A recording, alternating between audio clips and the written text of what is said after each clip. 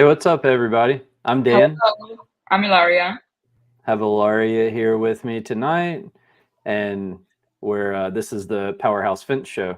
Zach is not here yet. He I can, don't know. he He can. might pop in at some point. I'm not sure, but he's not here right now. So we've had some pretty crazy weather going on for us, at least.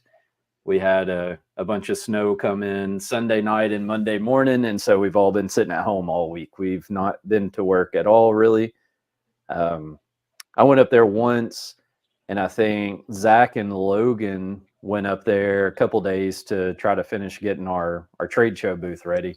So big shout out to them for braving the snow and the cold and everything and making it out there. That was pretty cool of them to do. They did get it hauled to the vinyl shop and it has been wrapped, Looks but we're cool. not gonna. Yeah, it looks super awesome. I'm pretty excited to see it.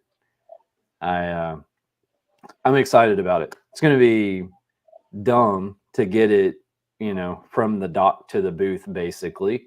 If you've never exhibited at a trade show, they charge you by the pound to pick something up and carry it across the floor.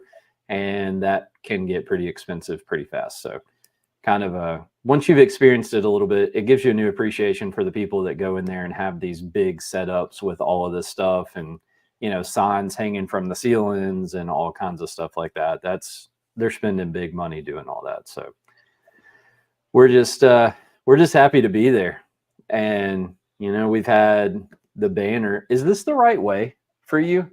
Yes, it's right. Okay. I never can really get that right. Sometimes I have the mirror turned on and off and it gets all wonky. So, No, it's but right. I don't have a yes, banner, but I'm wearing my Memphis fan shirt, so that counts. there we go. You got something. So we're both at home, and so if you hear Alaria's dishwasher was going crazy a minute ago, so if you hear any kind of crazy noises, that's what you're getting there. So, Yeah, it's in its peak. yeah. So we are live. However, we are not in studio, so we don't really have a way for you to call in and talk to us, unfortunately. But you can leave comments, and we'll try to get back with you. I actually added a couple destinations, so we're live on my own Facebook profile and the LinkedIn profile because we do not have enough followers on the LinkedIn to be able to go live there. So if you Yes. could do us a huge favor, just go follow Powerhouse Fence Show on LinkedIn so that we can actually go live in the right spot. That would be cool. So I figured out that I could use my own profiles and just stuck it on there. So if you're watching there, thanks. Good to have you. So as always, we want to kind of start off the show and say thank you, listeners. We are doing this for you. And so it's cool to see people actually listening to the show and, watching us live and things like that.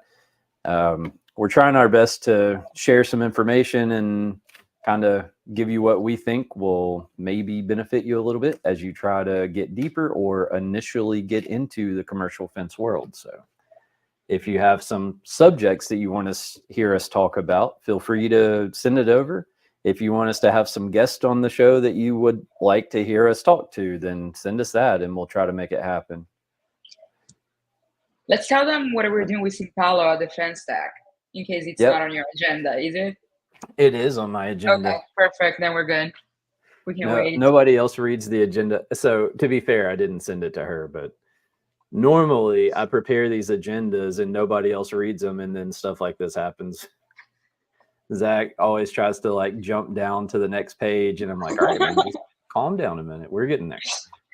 But anyways, yeah. So this week our show is probably going to be pretty short, and it's not really going to be full of anything super exciting.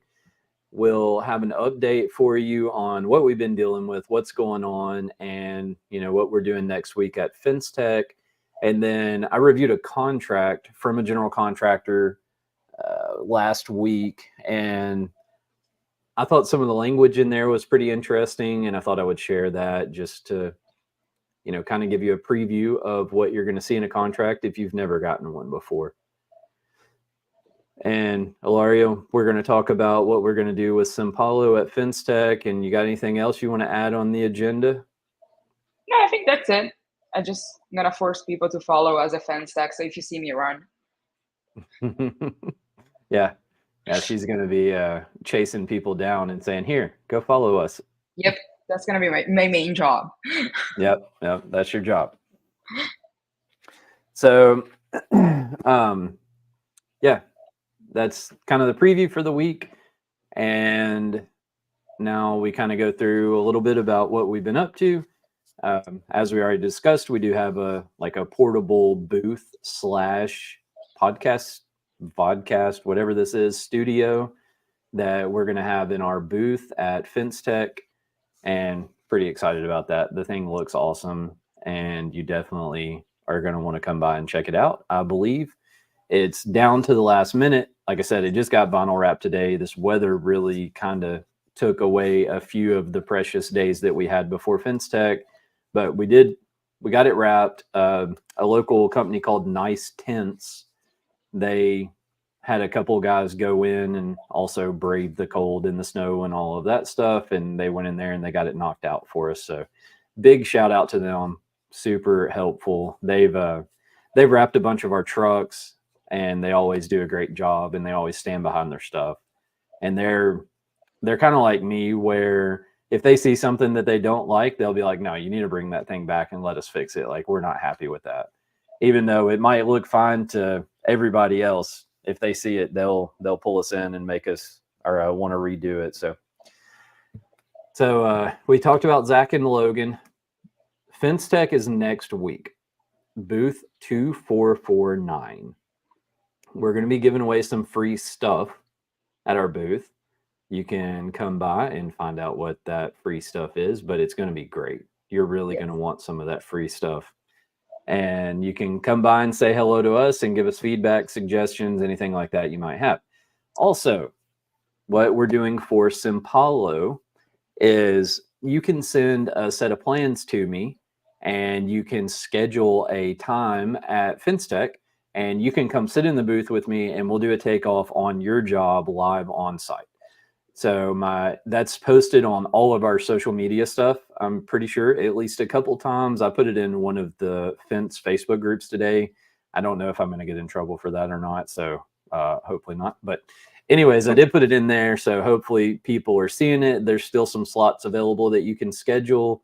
And I think it's pretty cool to do a more realistic demo. It's actually your fence job that we're going to do the takeoff on and everything, and we'll kind of show you how it works. So no cost to you or anything like that. I'm going to have your email address because you sent me the plans, but I'm not going to stalk you or anything. So just I really like the whole idea of people having the software that actually works for them instead of trying to fit a square peg in a round hole. And actually today somebody was trying to sign up for Simpalo, and they're like, "I don't want to go through a demo and all this other stuff. I just want to sign up." And I was like, "Man, I don't really like doing that, because I really like to show it to you and make sure that it's going to do what you want it to do before you sign up and start paying for something." I really like to make sure that people get their value out of it. And so that's the reason why it's kind of set up the way that it is. But anyways, giving away free stuff at our booth. Come by, say hello. At least do it. We're gonna have one game at least that people can play and win also something. Oh yeah, the putt stuff. You want to tell us about that? Sure. People can. Right. So we're gonna give away money. People can play a game, and it's basically a golf, I would say, from what I've seen. I haven't been to FenceTech yet, so that's all I know. And if you can make it as close as you can to the $100 bill, you take it home, right? Yeah. So we have a putting green that we'll roll out in the floor, and we lay $100 bill on it, and you have to putt the ball and land it on the $100 bill. So it has to be touching it when it stops. And it's pretty challenging, but we give away. We did it at FenceTech last year, and we did it at the Fence Show in Las Vegas. And I think we gave away like $600 or $800 at each one of those. So some people do win. So stop by, get $100. That'll at least go towards your bar tab for the night or dinner for the night or whatever in Nashville. That's what I was gonna say. Yeah. So when we were in Las Vegas, I think you know the story, I'm sure, but we stayed on the strip and we went in Caesar's Palace the first night we were there. And I just put $100 bill on a roulette table and won like $900. And I was like, all right, I can eat this week. I'm done. And like just picked up the money and walked away. Yeah, that's how you do it. Yeah. Yeah. And people get suckered in and they're like, oh man, if I did it once with that $100, imagine what it would be if I won with that 900. And then next thing you know, you can't pay your house note or whatever that month. So, you know, people got to be careful with that. But, so we had Nick from the AFA on here a couple of weeks ago, and we kind of went through a lot of the educational stuff that's happening with the AFA, including the classes that are going to be at FenceTech. There's a ton of stuff on there. Ilaria and Michael, also from our company. Sorry, I'm over here waving a napkin around. I don't really know what to do with my hands. They're both going to be going through some classes when we're up there. And so I sat down and kind of like made out an agenda of all the classes that I wanted them to go through. And I mean, there's a lot of time slots where it's really hard to choose because I mean, there might be like 2 or 3 or 4 or 8 classes in the same time slot that you would like to go through or, you know, send someone through or whatever the case may be. So there's a ton of good stuff there. I would definitely suggest it. And you can go hang out with them. So we'll be at the Pickets and Picks kickoff party. I looked up the name of it and made sure that I put it right in my agenda. So go me. Look at you! You finally learned the name. Yeah. You know, I'm terrible. We always mess this up, and we're like, "What's the name of that thing again?" I don't know. Some party. So, but yep. Fortunately, we got this one, or I got this one right. Pickets and Picks. It's the kickoff party for FenceTech. It's Tuesday, January 23rd from 6:30 to 10:30. And it's at the Music City Center Grand Ballroom, which I believe is the room that they use for some of the like CMA awards or something like that up there. But apparently it's a pretty big room. I don't know how many people are registered for this party now, but I know a few weeks ago it was over 1,200 people registered to be there. And I think there's something like 4,500 people or maybe 5,000 people registered to be at FenceTech. I mean, It's going to be big. It's going to be crazy. Yeah, it's going to be nuts. So hopefully all 5,000 people or 4,500 or whatever it is come by our booth and say hello. That'd be awesome. Yes. Our hands would just be wore out from shaking hands all day. You do have to have a FenceTech badge to get into the party. So make sure you don't forget that when you're on the way.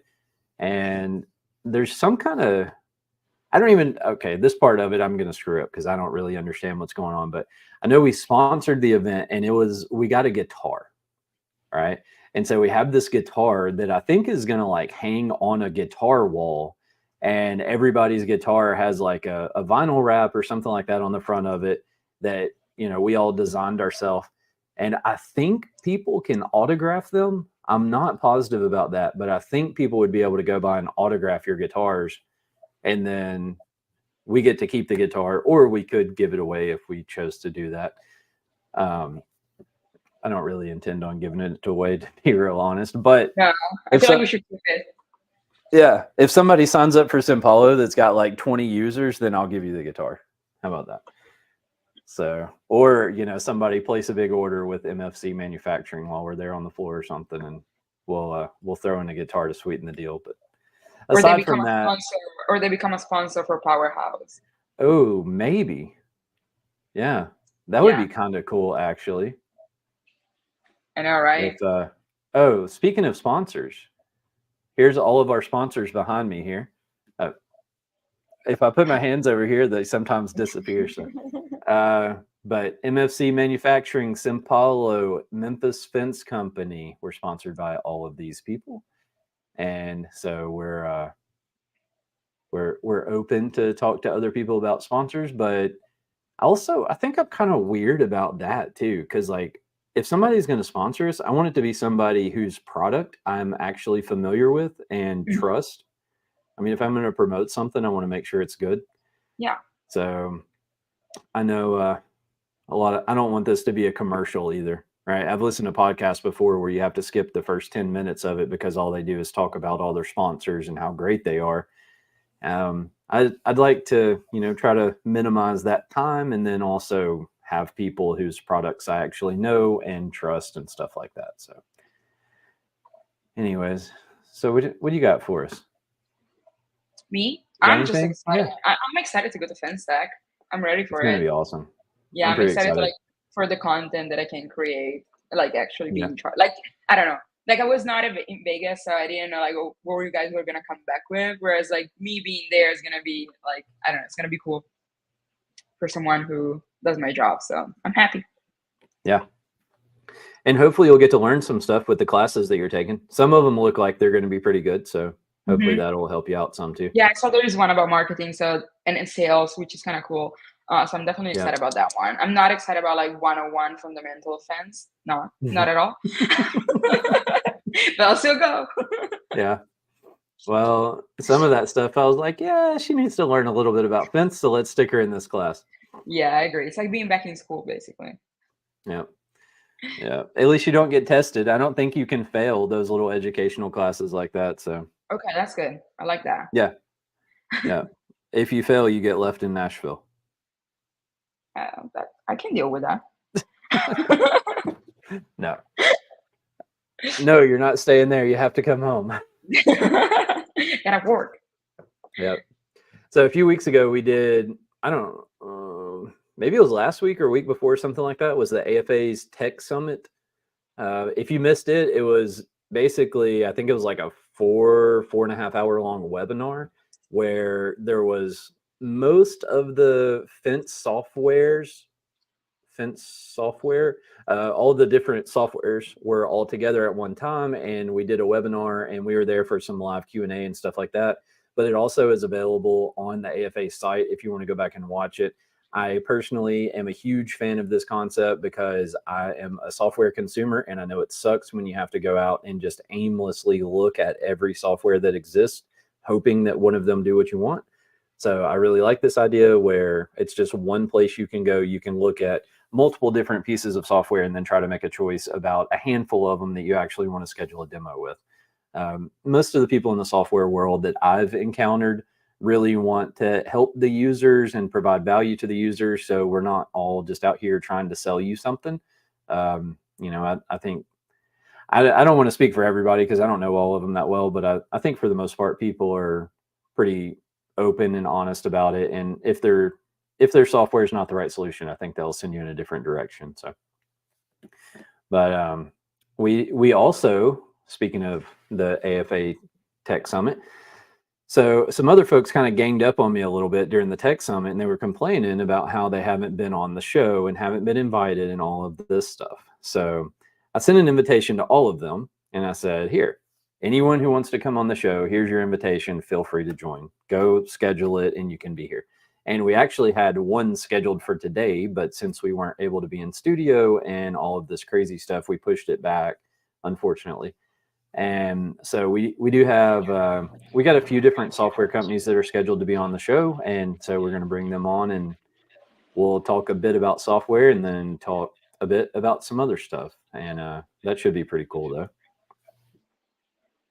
What do you think? I think it's gonna be fun. Yeah, I saw like a lot of people are excited to like join the podcast, and it's people that like works for AFA. So it's gonna be fun to have like. I think we're very well known in the fancy industry, so people might even be very eager to see what they're up to. yeah. So that's what you want, right? Let's get some famous people on here so we get Yeah, more viewers. sorry. Yeah. That's cool. That's cool. We like having viewers. So we're almost to 1,000 podcast download. I don't know if I checked it today or yesterday, but we're pushing 950, I think, when I looked. Oh, I And it's looked gonna last night. happen. It's gonna happen before we go to FenceTech. We're hitting 1,000. I know it. It's gonna happen. Yeah. So everybody share with your friend and have them go, I mean, listen or at least click on the podcast or something. Let's get to 1,000 before we go to FenceTech. Yeah. And let's get to 2,000 by the end of FenceTech. Yeah, there we go. You're going to be out there hustling the show and everything else to get us another 1,000 downloads while we're there, huh? I'll do So my that's your best. challenge? Yeah, that's basically my challenge. Yeah. All right. Let's see what happens. So, as I've been kind of sitting here at the house and trying to work remotely and coordinate things and talk to people and all of this, I've realized that a lot of folks, even like salaried employees and things like that, kind of treat this as like a vacation, right? And people might like take a few phone calls, send a few emails, do stuff like that. But I think a lot of people are kind of just hanging out at the house. And maybe I'm wrong. And I promise you, I'm not trying to step on any toes or call anybody out or none of that stuff. So here's my question to our viewers and listeners is how would you handle that situation? Do you just let it be a week of vacation that people get because we're shut down? That's one option that I came up with. Um, I thought about maybe when we hire on people in certain positions, give them like an allowance for a home computer, not necessarily provide them with a computer to be at their house, but maybe just give them an allowance and say, here, this is for you to go out and buy a home computer. That way, in the event of a severe weather situation where we can't go to work, you still are able to be productive. And it's not that bad when it's a day here and there, right? If we have to close a day or close a couple of days here and there, like we survive that fine. But I mean, when we shut down a week, like that starts getting pretty expensive. And it's just something that I kind of been thinking about. I don't know if we're going to do anything different than what we've been doing, but the allowance thing was an idea. And I know there's people in the country who are going to, in the world, because I was talking to somebody earlier. We haven't really talked about where our listeners are now, but I mean, I think we've got like Canada, multiple people in Africa, South Africa. There's quite a few people in Europe that listen. So thank you, Including my everyone around grandma. the world. Huh? Including my grandma. Your grandma listens Yeah, but my regularly? grandma doesn't speak English, but she always opened the podcast to hear me talking in English. So yeah. Well, big shout out to grandma. Thank you for listening, even though you don't understand me. So next time we're going to open the show with her name. How about that? Oh my god, yeah, I love that. She's And gonna be so you can happy. like, we'll let you like say a little phrase or something to her in Italian. Sounds good. Wouldn't that be cool? It will be Yeah. very cool. Yeah. So just remind me. We'll do that. Because I doubt she's still listening at this point. So, Oh no, she's but asleep. yeah. Yeah. So there's a lot of people in the world who are shut down in the wintertime. I mean, there's a lot of people in the US that are shut down in the wintertime and like, they just close for 2, 3, 4 months, whatever it takes until they can go out and install fence. We are not one of those people. We're not structured to do that. And we are not set up to just have zero revenue for 2 or 3 or 4 months at a time. So that's pretty impressive the way that functions and the fact that like people can structure their business to where it still works out being shut down that long. So please don't beat me up too bad, the people who do deal with that. It's I know there's a lot of folks that do, and I know it's possible, but we are not in that category. So anyways, Having if a anyone computer has any, helped. do what? Like me, having a computer really helped me because Yeah. I cannot not do things for like a whole week unless like I Ooh. plan for that. If I know that like I'm gonna be on vacation, then yes, I can do it. But if I didn't plan for that, I can't stop. So I was like, oh thank God, like I have my computer and I text Alyssa, I was like, can I work from home? Like I know we're close, but can I keep working from home? Because I have stuff that I need to finish. Oh yeah, So for yeah. sure.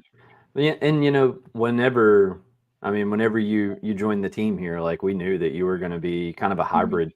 So you work from home some, and you work in the office some, and go out on job sites some and stuff like that. So It so was yeah, weird though, that's because usually there is people on Teams, so I get to talk with the people. Whereas this right. time, I was like literally every time I saw someone that was green, I was like, "Hi, what are you doing? How's it going?" Because I was like, I'm so board. Like I'm working, but I'm Right. bored. I can't talk with anyone. And even if my boyfriend was working from home, he was working, so I was like, I need to talk with Well, here we are. You're talking, and the someone. world Yeah, is listening. So, finally. yep. So anyways, like I said, if you have suggestions or anything about that, just let us know. Um, and the last thing I want to talk about a little bit, it's maybe kind of boring to some people, and it's not that exciting of a topic, to be honest with you, but I wanted to talk about a contract that I reviewed a couple weeks ago. It was from a general contractor, and I kind of jotted down some of the language that was found in the contract just to share with everybody. And this is, I don't tell people all this stuff to like make it scary or anything, because it's not. It's just, you have to know the rules of the game if you're going to try to play it. And that's the point of this, is so that you can know the rules and you can know what's expected when you kind of, or you're not going to know, but at least have an idea of what's expected when you do get your first contract. So, so Ilaria, you ready for this? Oh yeah, I'm ready for it. All right. So item number 1, your change order, the change order markups in the contract were limited to a 10% overhead and profit. It seems to be the industry standard is to operate on a 40% margin. Well, this contract limited you to a 10% margin. Okay, so that sounds pretty terrible, and people might even be like, well, screw you, I'm not doing a change order, or whatever the case may be. But there's, again, it's playing a game, and there's rules to the game, and there's a way to make it work out in your favor, right? I don't think we've talked about change orders at all on this show. Maybe I'm wrong. I don't know. But a change order is anytime that the job changes. So that can be just something simple like a change in the scope of work that has zero cost. It could be a change in the schedule or the specs or something like that. Because actually, this particular contract said that the specs and the details are like supersede your submittals, even if your submittals are approved. So the only way that you could get something changed in the bid documents or specifications or anything was to have a change order that was signed explaining your change, that the change that you were trying to make. So that was pretty interesting to read. So yeah, it can be you can change the price, you can change the scope, you could change the time, you could change the specs, etc. Like there could be any kind of thing like that that changes in the job, and you should get a change order for that. And it doesn't always come with money. So a change order could just be, a no cost or no time impact, but it still is a change, and it's always best to document everything. If I have a conversation with somebody, speaking of documenting, if I have a conversation with somebody, I like to follow that up with an email and just be like, hey, John, per our conversation, we're going to install these posts, 6 inches deeper than what you requested, or 6 inches shallower because there's rocks underneath, or whatever the case may be. I like to follow it up with an email and make sure that everything is in writing somewhere. Little changes like that, normally I don't make a change order for them, but it is in there. And so a lot of this stuff, as you're installing a job, going through that whole process, like, you're not really going to be held to this, right? They're not going to tell you, oh, you moved that terminal post over 6 inches, you need to send us a change order so that we can approve it before you put it in the ground. Like, they want to get the job done, they want it done right, and they want to move on. So what all of this language is in there for is, in the event of a lawsuit or notices being sent out or anything along those lines, they have as much ammo as possible to throw at you. So you want to cover your butt, right? You want to know what could happen and kind of think through that a little bit before you just go out there and willy-nilly start doing stuff. So I'm a big advocate for covering your butt as you go through the process of these jobs, and make sure that everything's in writing, everything's documented as well as feasibly possible. Like, I'm not saying you need to have a stenographer that's going around typing out every conversation you have, because that's not feasible, but just try to do the best you can. All right. So the change order markup's limited to 10%. It's kind of where that started. Now, there could be a form that they're going to require in the event that you do have a change order, right? In this form, that everybody kind of has their own forms, all the different general contractors. There are standards that some of them use, and then a ton of them just have their own form that's a ripoff of the standard most of the time. But there could be a form, and this form will have places on there for like your labor and your material. So basically, cost of goods sold and expenses, right? You'll have places you can put them on the form. And so what I would suggest, and what I have done in the past, is break out everything. So show if the change order is going to take you 3 days, and you're going to have a truck, you're going to have a trailer, you're going to have a welder on the truck, you're going to have a skid steer out there, you're going to have, you know, administrative costs that's associated with it, you're going to have management costs that's associated with it. So you can break all of that stuff down and put it in that form somewhere and get it to where that 10% margin makes sense. Right. So you're basically moving the stuff to before the margin instead of your normal expenses being after the margin. Probably not what everyone wants to hear, and maybe not what owners want to hear and what bankers want to hear, or anything like that, but the show is not for them. So again, just get creative with the forms and you can make it work out. Another thing that was in the contract was it said, make the area broom clean when you complete your work and clean up any debris every day. So broom clean is kind of an interesting thing in the fence world, since we're out here digging holes in the grass or mulch or whatever the case may be most of the time. But just know that they're going to require that the site be really clean. Oh, Ilaria likes my photo. They're going to expect the site to be clean. And what will happen with that is you'll get towards the end of the job and the superintendent sent out 2 or 3 or 4 or 5 emails saying, hey, y'all are leaving a mess everywhere. The wind's blowing trash all over the place. You know, I'm sick and tired of this. I'm going to hire some temp labor to come in here and clean it. And so what they'll do is they'll go out and they'll hire, you know, 2, 3, 4, 5, 10, whatever people it takes to clean the site. And they'll divide that cost out among all the subs who are working on the site. So just kind of be aware of it and maybe try to mitigate that risk a little bit as well, and make sure that y'all are cleaning up your site, and you might even have some pictures of it or something like that and be able to send it to them and say, hey, this is where we're working. This area is clean. Any trash is not from us.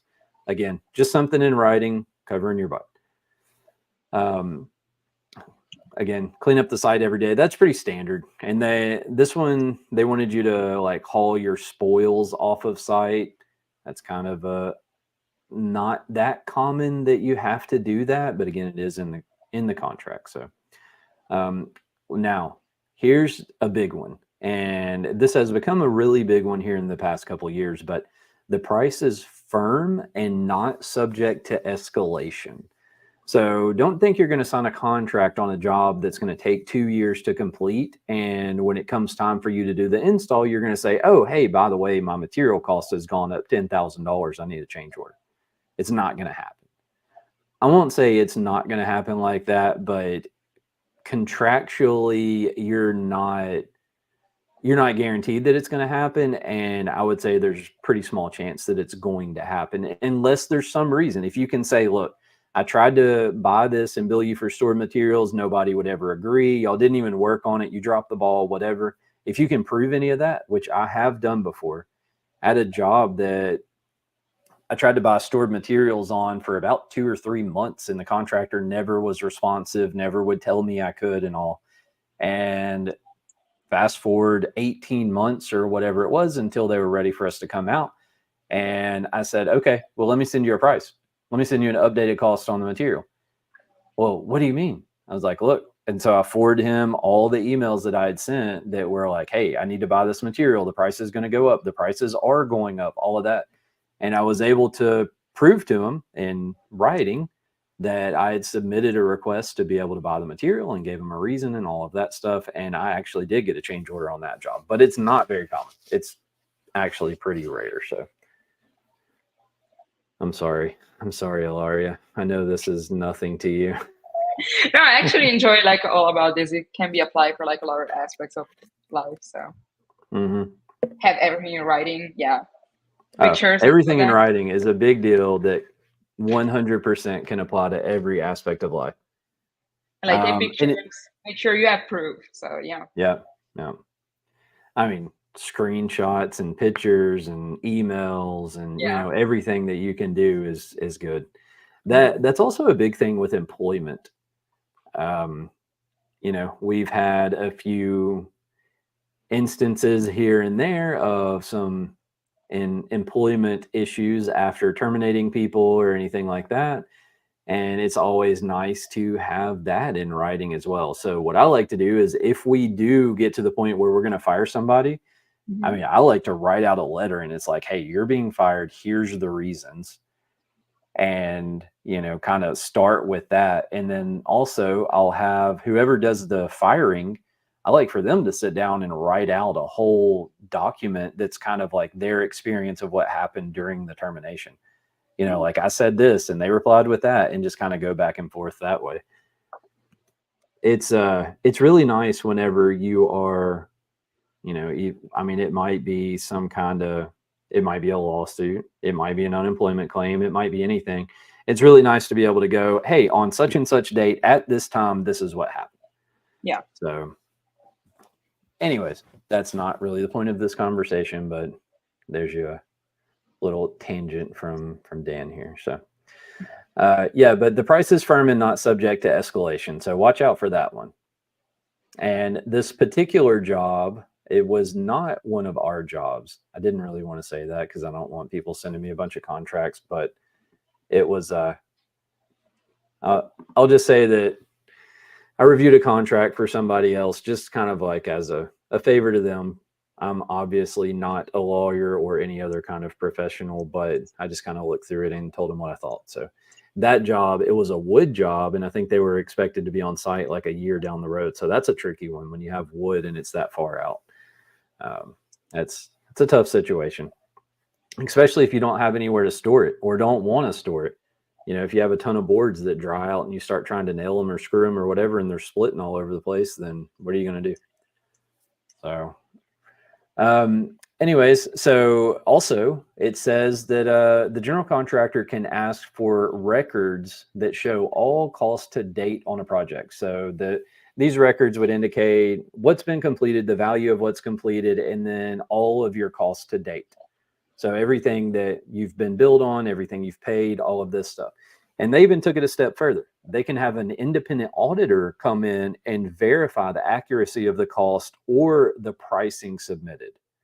Okay, so kind of rewind back to that stuff I was talking about earlier with the change orders where you break everything down.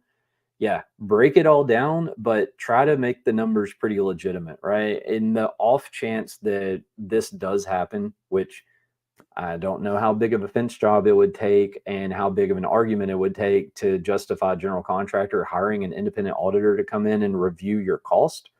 I personally have never experienced that and hope that I do not. But also, I mean, I try to be pretty honest with everybody, and I try to make everything in a way that I feel like I could easily defend it if I was questioned on it. So I think that's a big part of it too, is just make it to where you could, my father-in-law likes to say, pass the red face test, so if someone calls you out on it, I guess you don't get too embarrassed and your face turned too red. So it would be really awkward if you had an independent auditor sitting across the table from you and they're like, all right, you put $7,000 an hour for this skid steer, by the time you got through this thing, you could have bought 2 of them. That would not be the situation that I would want to be in. So the next thing it said was the subcontractor shall not proceed with any changes unless they receive a written directive or change order. And if you do proceed without that written directive or change order, you are no longer entitled to a price or time adjustment. Again, not something most of these general contractors are going to do. You got to think about it from their perspective, right?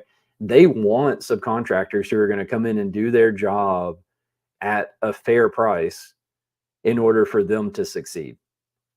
So they can't, it's the same as really any business, right? We need installers. We need our team who's going to come in and do a good job, and they're going to do it for a fair price.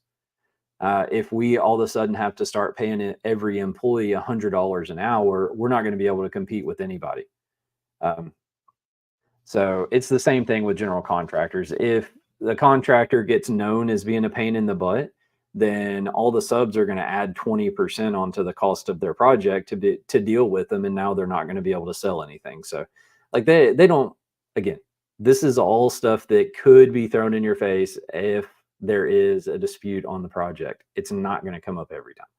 In fact, most of this stuff is probably never going to come up. But it is important to know what could happen. So that way, as you're making choices about things that you want to do on the job or related to that job, you can just remember what they could do, right? So you're kind of playing chess a little bit. But yeah, cannot proceed with any changes unless they receive a written directive or change order. My opinion, I believe that an email is sufficient for a written directive. So if you got some guys on the site and the superintendent's telling you to do something, then I would sit there and I would send an email. I personally had a conversation with the project manager this week, and it was a job where we had to move some riprap out of the way. And I was really hesitant about doing it at all.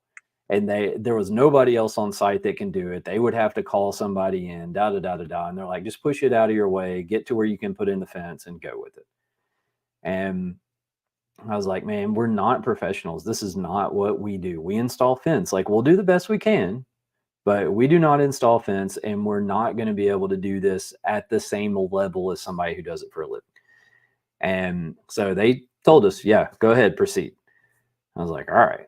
And so, some emails went back and forth and all this stuff. Well, this phone call I get and this email I got the other day was talking about how the riprap was moved for us to install the fence. It wasn't put back properly, and now water's pooling and all of this stuff. And so I talked to the project manager. I was like, look, this is why I didn't want to mess with that. This is the exact reason, because this is not what we do. If you have a problem with the fence, like, that's what we do, and we'll take care of that. But, I even told them at the very beginning, whenever we were talking about all of this, the plan was that we were going to move it. They were going to have somebody else put it back. And, stuff like that is what you want to have in writing, which I did. And I was able to go back to it and say, look, here's the email I sent you on such and such date, and this is exactly what it says in it. Because I went through and I typed all that stuff out, and I gave them hourly rates, and I tried my best to explain what we were going to do and manage expectations. Also, another quote that I learned from my father-in-law, David, manage expectations.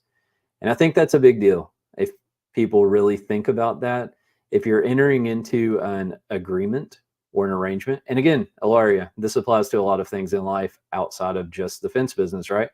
So anytime you're entering into an agreement or an arrangement with another person or a business or whatever, I think managing expectations is important.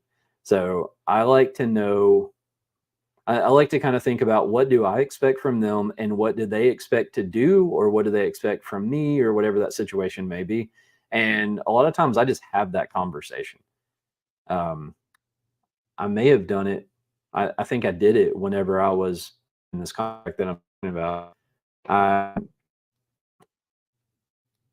I talked to the guy that I was looking at the contract for. Sorry, I got a text message. Alyssa just texted me and told me I forgot to take my vitamin today. So I'll have to make sure I'll be back in a minute. Let me go take my vitamin. You don't want to get sick before FenceTech. Oh man. So we were all sick. Like, some crap went through our office and it kicked our butts. And after that, I was like, I don't know if this is gonna help, but do what? At least I survived. Yeah, I survived. you didn't get it? I think Alyssa didn't get it either. So look at y'all go. But anyways, so I went and I was like, I don't know if this crap is gonna help or not, but I did go. I went got some vitamins, and I started taking vitamins, and I was like, I'm gonna try anything just to try to keep from getting sick like this. It's only been a few weeks, but I haven't been sick in the past few weeks, so that's exciting. But yeah, manage expectations. So I think it's fair that both parties know what to expect. All right, if you're going to hire somebody, then you should know what to expect from them, what their capabilities are, what their experience level is, and all of that stuff. And they should know what to expect from you. Give them an idea of what the work environment is like, and obviously what they're going to be paid, and what kind of tools and equipment and all this stuff that they get to use. And both of you should kind of have that expectation. But really, the manage expectation part is, don't let them expect more than what you're going to give.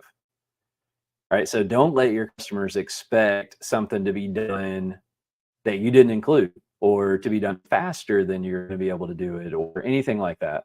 Just kind of like manage that expectation.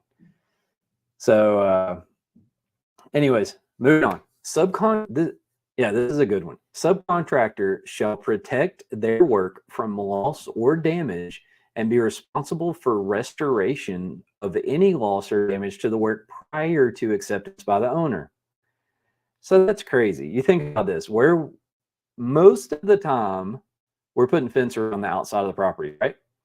If a car runs off the side of the road, what do you think the first thing they're going to hit is? They might get stopped by a fire hydrant or a telephone pole, maybe a tree, but the next thing is the fence, right? So if a car runs off the road and hits your fence, according to this contract, if it has not been accepted by the owner, you're responsible for repairing it. I think responsible for the restoration. So again, contractually and real world are two different things, but this is what the contract reads. So what do you think about that?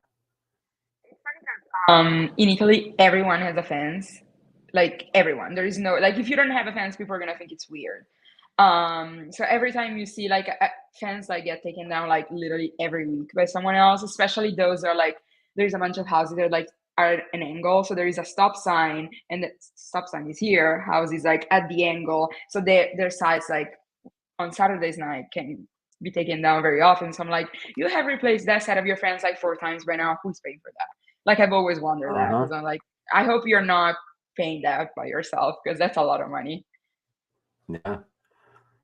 Yeah. So do they catch the people who hit the fence or do they just run over it and leave?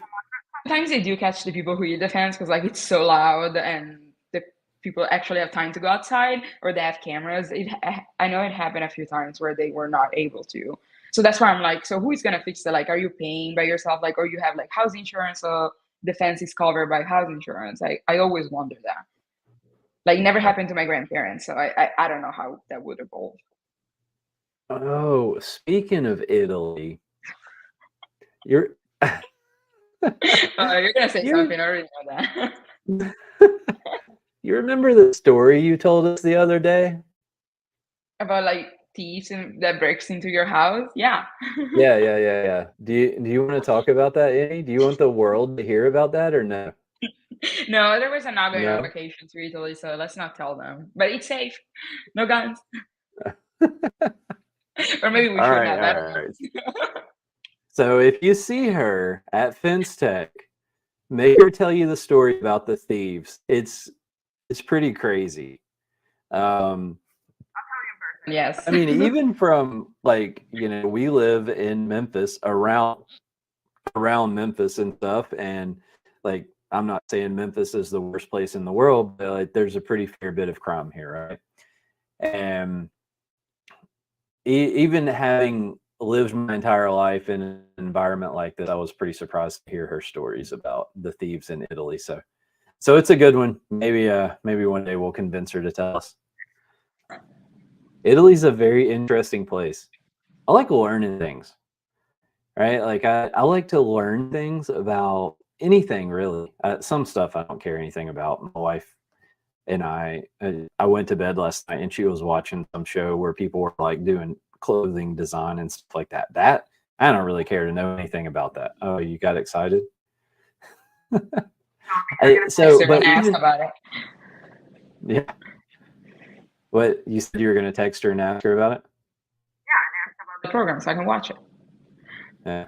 So every time you talk, there's like the first half second of whatever you say, it sounds like you're 10 feet away and you're squeezing your nose. It's really weird. Weird and sad. Yeah. Most of the time it's word out there, like you missed the first 2 or 3 words and it didn't really matter. But anyways, we are human. All of you listeners, we're still human. We try our best to produce quality content for you, but we're still human. So anyways, but I will say, like, I don't care to learn anything about the whole fashion industry and clothing design and all of that stuff. But it is pretty impressive to see what these people can do with like some scraps of material and a day.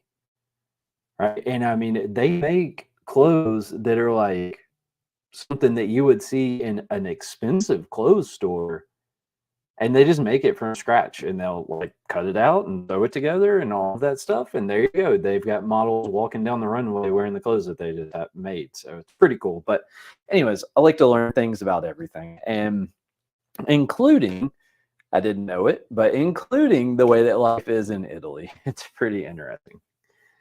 So I thought I knew it all since I had watched The Godfather Part 1 and 2, and I never made it through Part 3 because it's garbage. But anyways, 1 and 2, I thought I knew how Italy was, you know. But anyways, all right. So this includes hauling off spoils from. Oh no, actually, it says hauling of spoils from job site. So we talked about that a little bit. It kind of just depends. I mean, most of the time, the superintendent's like, "Oh yeah, just spread the dirt out over here. You can dump it in that hole," or some stuff like that. But this contract said the subcontractor was responsible for layout. Now, this also is something that you need to be aware of and maybe even exclude on your proposal if you wanted to do it. So that's kind of another point, is a lot of this stuff that's in here you can talk about on your proposal. You can have exclusions and everything, and that way when you get the contract and you see that now you're responsible for layout, you can go back to your proposal and say, look, I excluded that from my cost. Do you want me to give you a price to add it? So that's another thing to remember and just kind of prepare yourself for. Actually, so I'm trying to think, how can I help people to know what to be prepared for other than this? Anyways, I really like this. I don't know. I kind of like the whole education thing. We've talked about that before, I'm sure, but I'm not opposed. Do I? Put together your both stories and what you took home from that, and tell people. Yeah, and that's what we're trying to do here. So the layout, it depends on the job, right? So we've done jobs where it's a 80-foot straight line and it goes here and it's no big deal.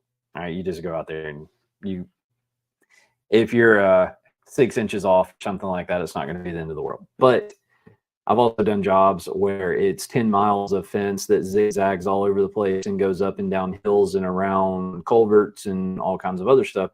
And you get into that situation, and it's the sub's responsible for the layout on there. You better plan on spending some money for the layout, because you're going to have surveyors go in there and mark right-of-ways or mark, what do they call them, standoffs or setbacks or something like that.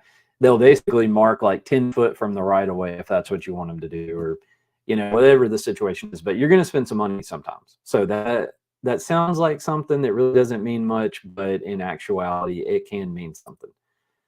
So then you get stuff like the subcontractor is responsible for washing their tires before leaving the job site.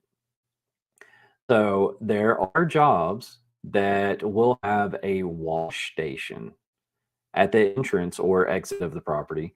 And they typically always have like a temporary construction entrance that's some sort of rock that, is supposed to, I don't know, I guess keep your and keep tracking dirt out of the site and stuff. But sometimes you honestly have to pull your truck over and use a pressure washer or water hose or whatever and clean your tires off before you're allowed to leave the site. So think about that too. That can suck. That just time, right? And time is money. So this one was of particular interest to me as well, that the subcontractor shall appoint a full-time supervisor that will be on site during the work.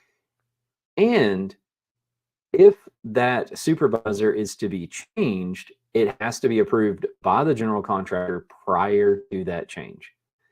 So for us, we run multiple different crews, and we might have a crew that comes out and sets one day, and then we'll have another crew that comes in behind them and stretches the wire, and we might have another crew that comes out and hangs the gates, and we might have another crew that comes out and does the automation.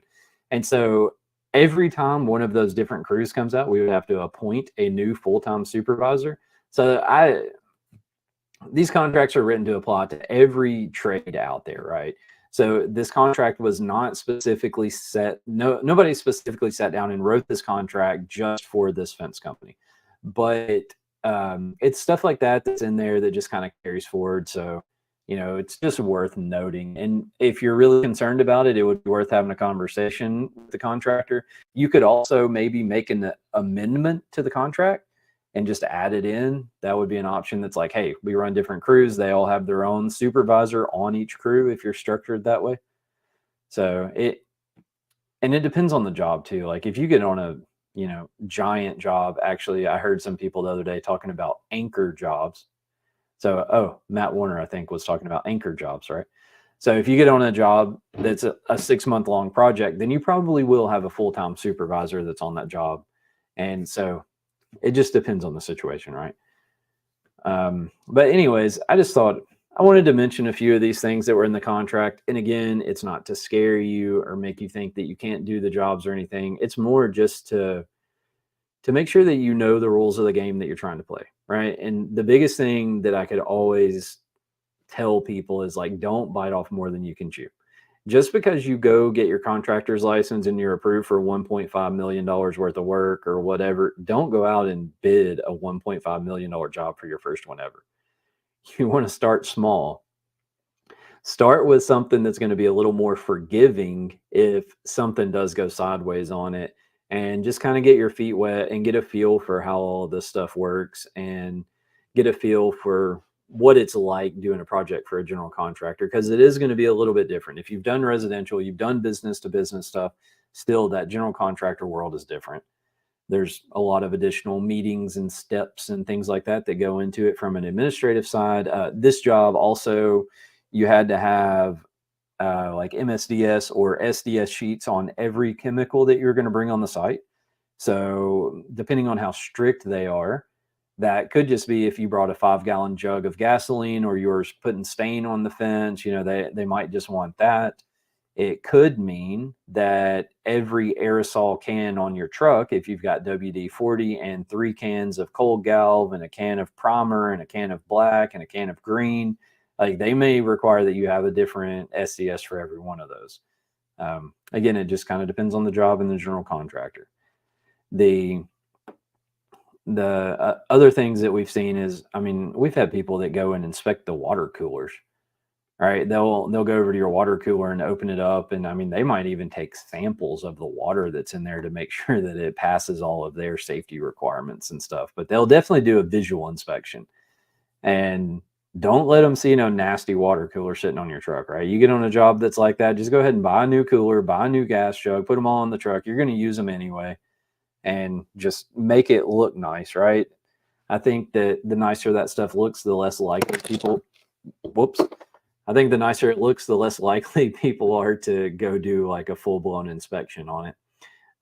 Kind of the same with DOT, right? As long as if you give a DOT officer something that's just a giant red flag that jumps out at them when they drive by your vehicle, they're going to stop you, right? So even if you just make it look good and look like everything's right, then you might have a little bit better odds about when you're going to get stopped and inspected. Sometimes they want you to roll out your extension cord and go all the way down it and inspect it and find any frays or cuts or anything like that that's in the cord. And if they find any of it, it goes off of their job site, I'll say. If they find it on their site, it's probably going in the trash. But if you find it on your truck before the site, then you do what you want with it. But when you do that kind of stuff, you'll have a different color electrical tape that goes on each end of the cord, each end, not just one. But like Monday, you might have yellow electric tape, and then Tuesday you got red, and then Wednesday you got blue, and you'll have to put a little piece of electrical tape around each end of the cord every day because you did that inspection. There's a lot of stuff like that in the world that people get pretty serious about. Silica exposure is another one. There's silica in concrete, and so you need to make sure that you understand the expectations of the general contractor for your silica exposure. And if you're mixing concrete or dry setting your post, then you get a lot more silica exposure than you would if you call a concrete truck. So that all that dust flying in the air that you're breathing every day that gives you those real funky boogers, that has a lot of silica in it. So, or it has silica in it, I'll say. So anyways, again, I've rambled on enough. We've taken an hour. Ilaria's over here sleeping, watching Netflix. We did great. Yeah. I thought it was pretty decent. Wasn't bad. So if you're still listening, Off-road too much. do what? And make sure you don't go off-road too much. So you finish your agenda. I did. I even added some stuff in there. But everybody, stop by our booth next week. Come say hello. And if you like the show, give us a like or a subscribe or a heart, or I don't know how all these things work with social media, but somehow give us some positive feedback on the show. We do it for you. And I don't know, we get a little bit of feedback. We don't get a ton, but it's nice to know that people actually enjoy the content that we're putting out and they appreciate it. So we've had a few people like this video: Chris Chapman, Stephen Moore, Susan K. Worley. So some people are at least sending us some thumbs. But anyways, that's all I got. You have anything you want to wrap up with, Ilaria? You want to tell anybody anything? I'm excited to meet most of the people that listen to the show next week. I'm probably not going to remember your name, but I'm very excited. Is your grandmother going to come? Oh, I wish. Oh, she's not coming to FenceTech? Not invited this time. Next year. Next year. So it was pretty cool at FenceTech last year in Oklahoma City. I met some people that were from Europe. Like there was several people that came through the booth that were from Europe, and then there was quite a few people that came through the booth that were from Canada and stuff like that. But the ones from Europe surprised me. So I mean, do what? Like a company in the US, or you just like they have a company in Europe and they come for like see what's going on here? No, I think they just had a company in Europe, so they put in Fence over there. But I guess they just came to see all the developments and everything that were happening here in the US with technology and, you know, software and all the equipment that we use and all that kind of stuff. Man, And this year. we're gonna have to do something about that audio equipment you're using at the house there. Regular earpods. Yeah, but I don't understand what they're doing, because it's like is your dishwasher still going? That's why it was so loud. Now it's done. So I wonder if it was like the noise cancellation that's going on, right? So it's like canceling out the noise, and then when you start talking, it's still canceling you out. It's kind of what it sounds like, because I can barely hear you. Huh? Maybe they're like, oh no, you're talking, so I can't cancel you right now. Right. Yeah, that must be what it is. But anyways, yeah, I too am pretty excited about FenceTech. It's going to be a good time. It's going to be cool. This time, hopefully, I'll not be sitting in the hotel room all night between every day of the show trying to scramble to get Simpoli ready. And I'll be able to get out and about and enjoy a little bit more of the activities that are off the show floor. So look forward to seeing everybody there. It's going to be awesome. Thanks for listening, and we'll see you guys next week.